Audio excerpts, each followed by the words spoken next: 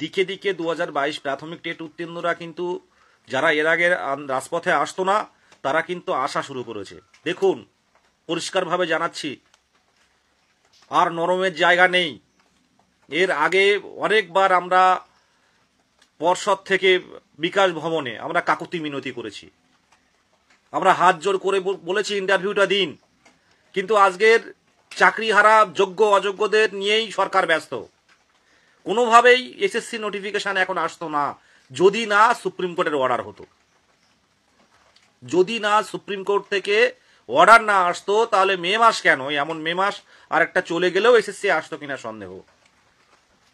আপার প্রাইমারির বিষয়টা আমরা জানি, নতুন এসএলএসটির বিষয়টাও জানি, আর প্রাইমারির বিষয়টা জানি। প্রাইমারি 2014 টেট, 2017 টেট আর 2022 টেট, আর 2023 নিয়ে ওইভাবে ফেলে রেখে দিল। মানে 1 বছর 1.5 বছর হতে গেলে কোনো রেজাল্ট নেই। কতটা অনিয়া হতে পারে। আজকে যারা যোগ্য প্যানেলে যেসব অযোগ্যরা জায়গা পেয়েছে তাদের জন্য কেউ না কেউ বঞ্চিত হয়েছে,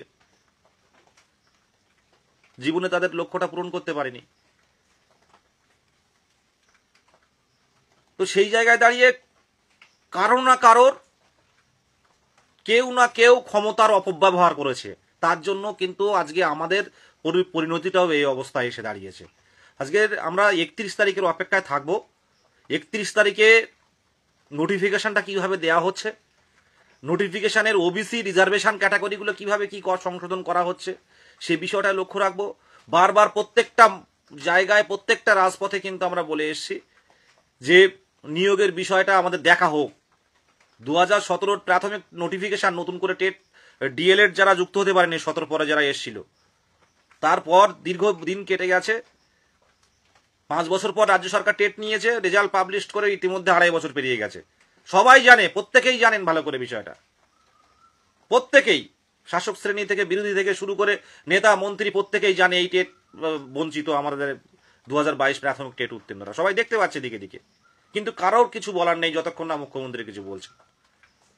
তো আমরা 31 তারিখ এটা দেখবো কিভাবে নোটিফিকেশন আসে, তারপর বিস্তারিত বলবো। শুধু বলবো দিকে দিকে সংঘবদ্ধ হন, দিকে দিকে সংঘবদ্ধ তৈরি হন। 22 টেটে এখন দেখুন হারানোর কিছু নেই।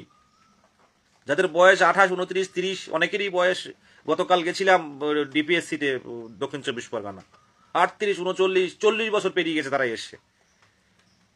সুতরাং এই টাইমটা ভয় পাওয়ারও জায়গা নেই, হারানোরও কিছু নেই, লড়াই হবে। আর আগামী 2 তারিখে খুব সম্ভব সোমবার উত্তর 24 পরগনা জেলা প্রাইমারি বিদ্যালয় সংসদে আমরা ডেপুটেশন দেব।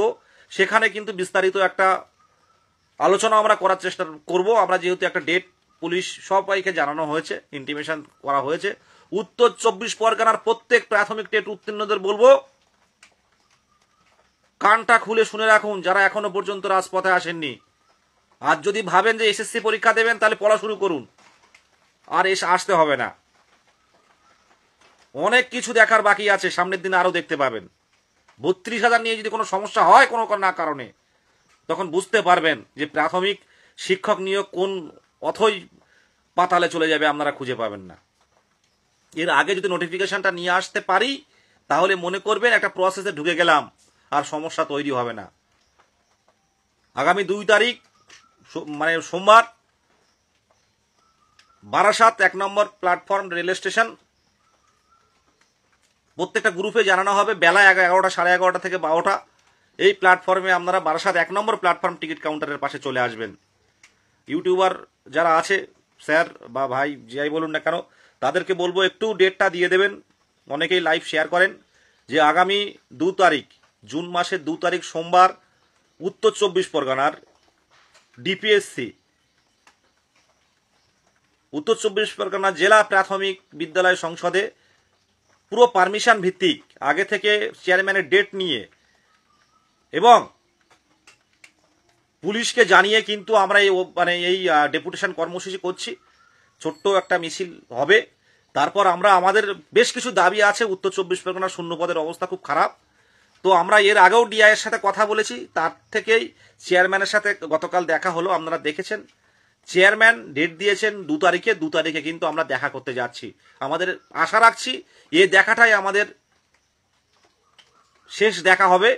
এর পরবর্তীতে আমরা ইন্টারভিউয়ে ঢুকবো এবং সেটা এই 31 তারিখ পেরিয়ে যাওয়ার পর জুন মাসটা আমাদের ক্ষেত্রে একটা বড় মাস হতে চলেছে। জুন মাসে আমরা চাইবো 31 তারিখের পর আমরা 23 জেলা মিলে আলাপ আলোচনার মাধ্যমে 23 জেলা মিলে বিচার বিশ্লেষণের মাধ্যমে আমরা ঠিক করব আগামী পদক্ষেপ কি হতে চলেছে। শুধু বলবো সংঘবদ্ধ থাকুন, আর যারা এখনো পর্যন্ত মুখ্যমন্ত্রীর দৃষ্টি আকর্ষণে রাজপথে আসেননি তাদেরকে বলবো এসএসসির পরীক্ষাটা দেবেন, তাহলে পড়াশুনো করুন, প্রাইমারির আশা করবেন না। এমন অনেক ক্যান্ডিডেট আছে যারা শুধু দেখেই যাচ্ছে, তারা নিজেকে অতিরিক্ত পণ্ডিত ভাবছে যে আমরা রাজপথে যাব না, এমনি এমনি হয়ে যাবে। এইরকম ভাবতো এক শ্রেণীর মানুষ, এইরকম ভাবতো যে এমনি হয়ে যাবে, স্কোর ভালো আছে 28, 27, 26। তো এখন কিন্তু অনেকেই রাজপথে আসছে যে মুখ্যমন্ত্রী না হলে আমাদের হবে না, মুখ্যমন্ত্রীর হস্তক্ষেপ না হলে হবে না। এখনই কিন্তু অনেকে রাজপথে আসছে।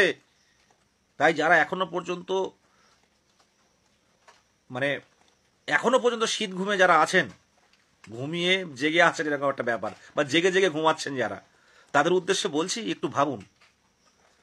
এই চাকরি হারাদের নিয়ে সরকারের স্বতঃস্ফূর্ততা আপনারা দেখতে পাচ্ছেন। যোগ্যদের দেওয়ার পর অযোগ্যদের দেবে, কিন্তু কেন? অযোগ্যদের দেওয়ার তো কোনো প্রশ্নই আসে না।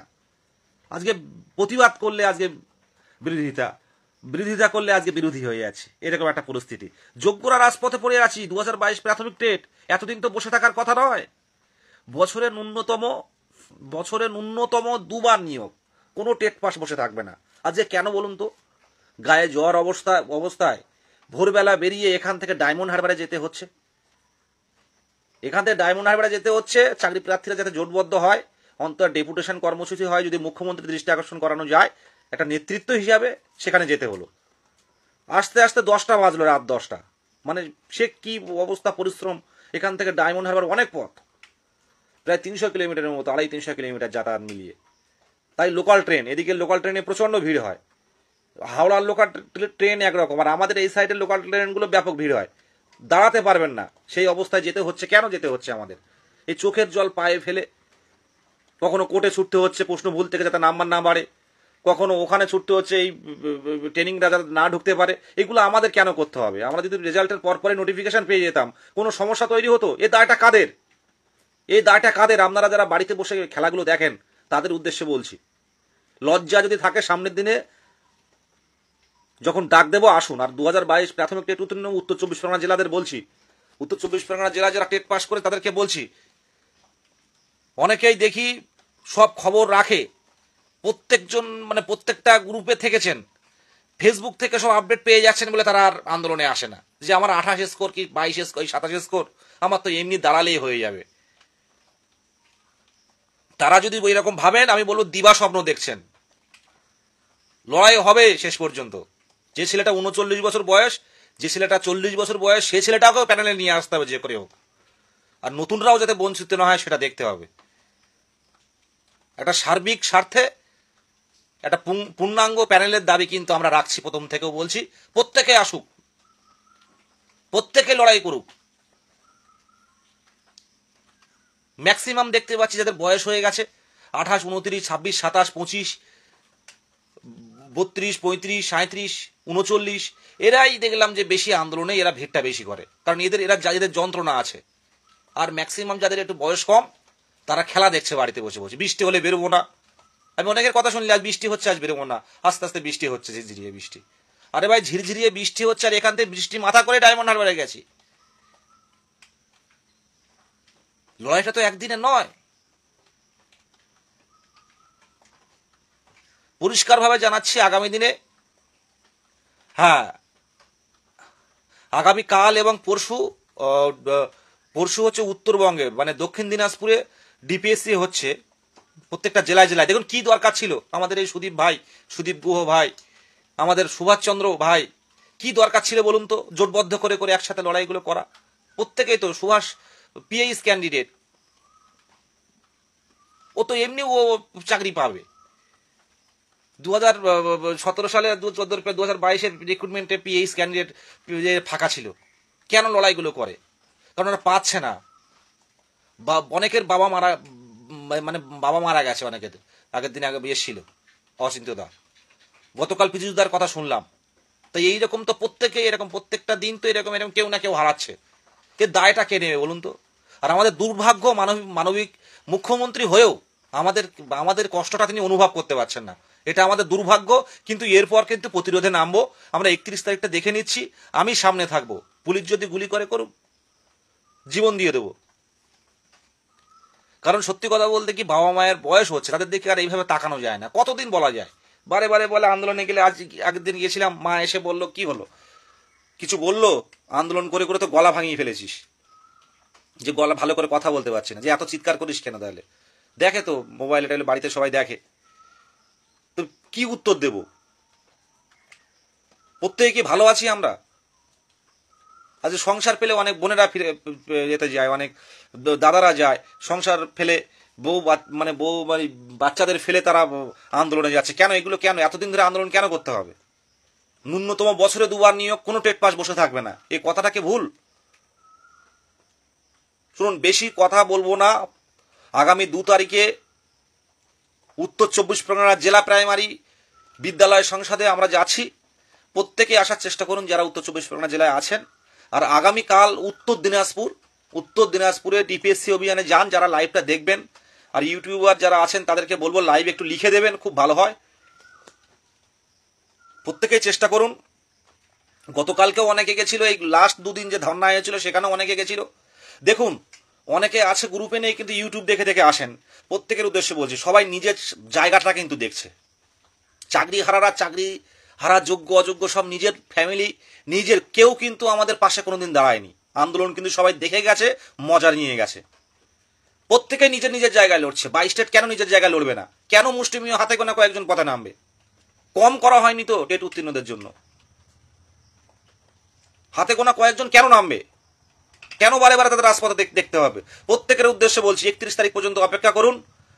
দলমত নির্বিশেষে প্রত্যেক টেট উত্তীর্ণদের বলবো, প্রতিরোধে নামতে হবে। এখানে কোনো গ্রুপবাজি চলবে না। পরিষ্কারভাবে এই লাইভের মাধ্যমে, একদম আমার নিজের পার্সোনাল ফেসবুকে থেকে আমি লাইভ করছি, পরিষ্কারভাবে জানাচ্ছি, ভবিষ্যৎ নিয়ে ছেলে খেলা চলবে না।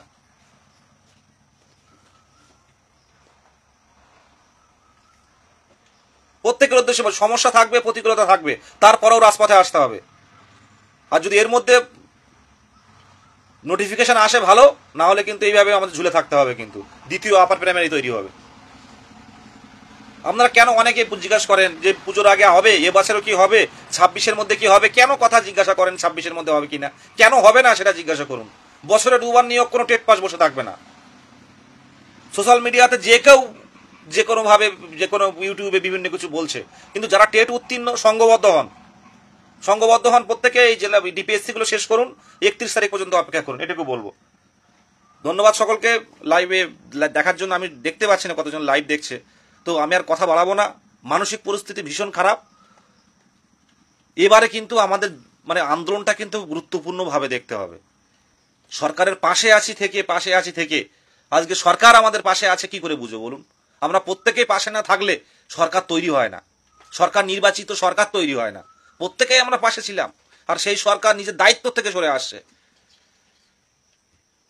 আচ্ছা কেন বলুন তো রাজপথে পড়ে থাকতে হবে? কেন আমাদের নিয়ে একটা কথা কেন বলা হলো না? কেন কতজন শূন্যপদ রয়েছে এটাও তো বলা যায়, যে এত শূন্যপদ রয়েছে, ক্যাটাগরি বাদ দিয়েও তো বলতে পারে। সেই জায়গাটা কি আপনারা তৈরি করতে পারেন না? কেন 500-1000 জন পথে নামবে? 5000 জন পথে নামতে পারে না? 5000 জন পথে নামতে পারে না, 500 জন কেন? আর কিছু কিছু মানুষ আমি দেখি, অবাক হয়ে যায়। এরা ফেসবুকে বেশ রিলস বানাচ্ছে, সুন্দর সুন্দর রিলস বানাচ্ছে। ফেসবুকে তারা খুব রিলস বানাচ্ছে, খবর নিচ্ছে। কিন্তু এরা টেট পাস, কিছু অযোগ্য টেট পাস এই 22 স্টেটের মধ্যে ঢুকে গেছে, কোনো না কোনোভাবে কোয়ালিফাই করেছে। তারাও হচ্ছে এইগুলোই পছন্দ করে। একটা শিক্ষক শিক্ষিকার মতো আচরণ তাদের খুব কম আছে। যারা লড়াইয়ে আসে, যারা লড়াইয়ে থাকে, তাদেরকে কুর্নিশ জানাই।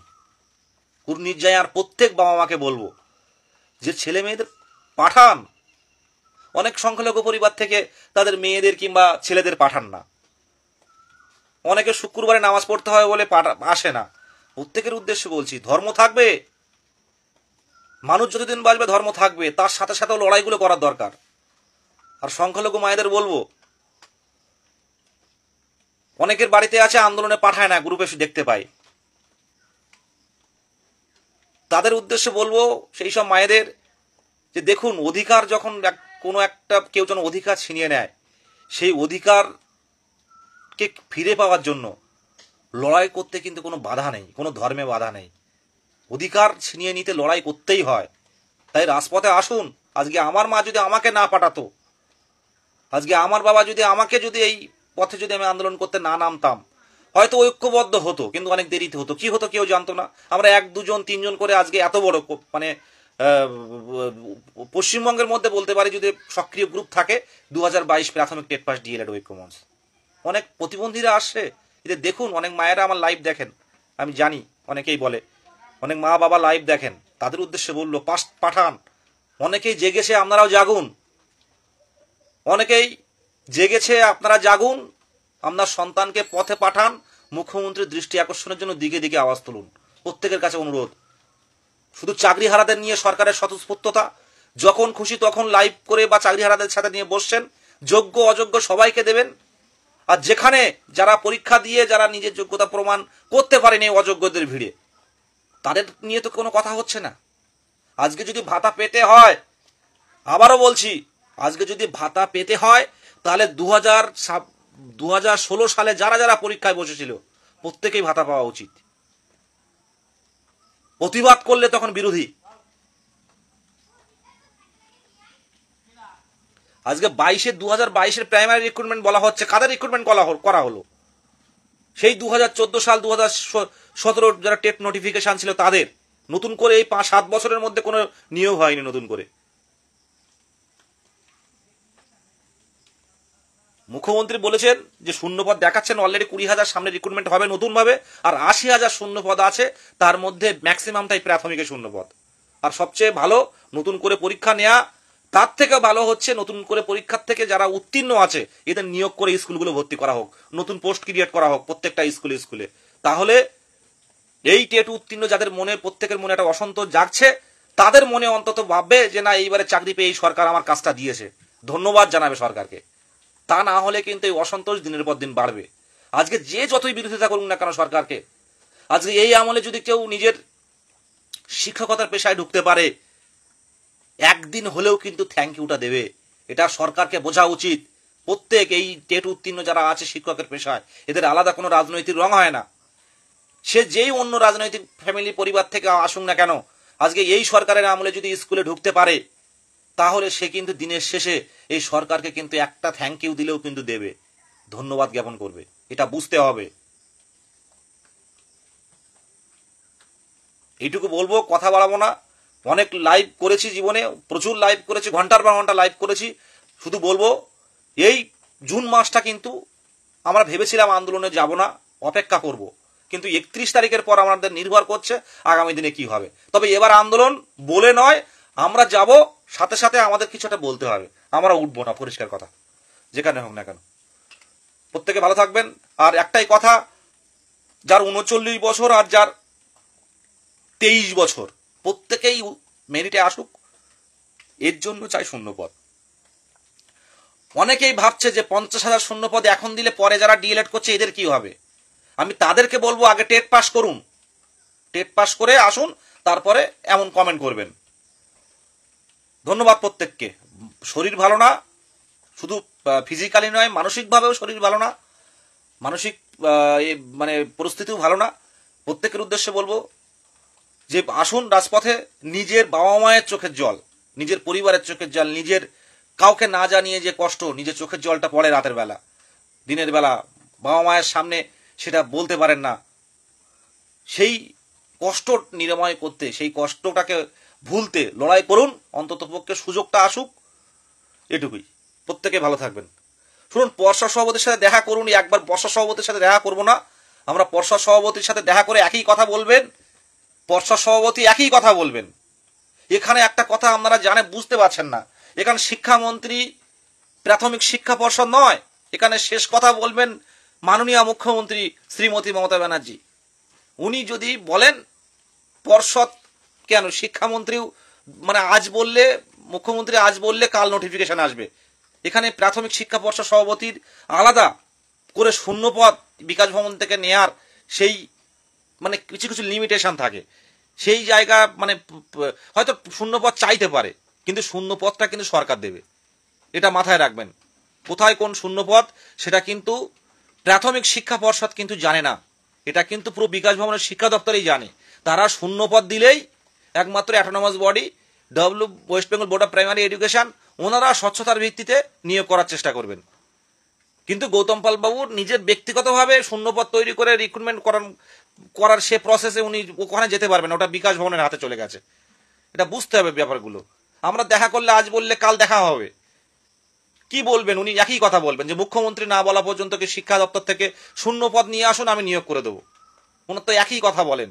আমরা গিয়েছি, ইতিমধ্যেও গেছি, দেখা করেছি, কথা বলেছি দীর্ঘক্ষণ, হয়তো লাইভ করা হয়নি। ওই একই কথা যে শিক্ষা দপ্তর থেকে আমার শূন্যপদ দিক, আমি 3 মাসের মধ্যে নিয়োগ করে দেবো, আমি শূন্যপদ চেয়ে পাঠিয়েছি, এই একই কথা উনি বলছেন। তাই ওখানে গিয়ে ওখানে গিয়ে কোনো কাজ হবে না। আমাদের মুখ্যমন্ত্রীর দৃষ্টি আকর্ষণ করাতে হবে, একটা প্রতিরোধ গড়ে তুলতে হবে। যেরকম চাকরিহারারা বসে পড়েছিল, আমরাও বসে পড়বো, এই জায়গাটা তৈরি করব। আর প্রত্যেককে বলবো সংঘবদ্ধ থাকুন, পাশে থাকুন। আজকে ওবিসি বাহানা দিয়ে এতদিন রাখা হলো আমাদেরকে, আর সেই ওবিসি সমস্যার মধ্যেই কিন্তু এসএসসি নোটিফিকেশন আসে। তাই বলবো 31শে মে পর্যন্ত অপেক্ষা করুন।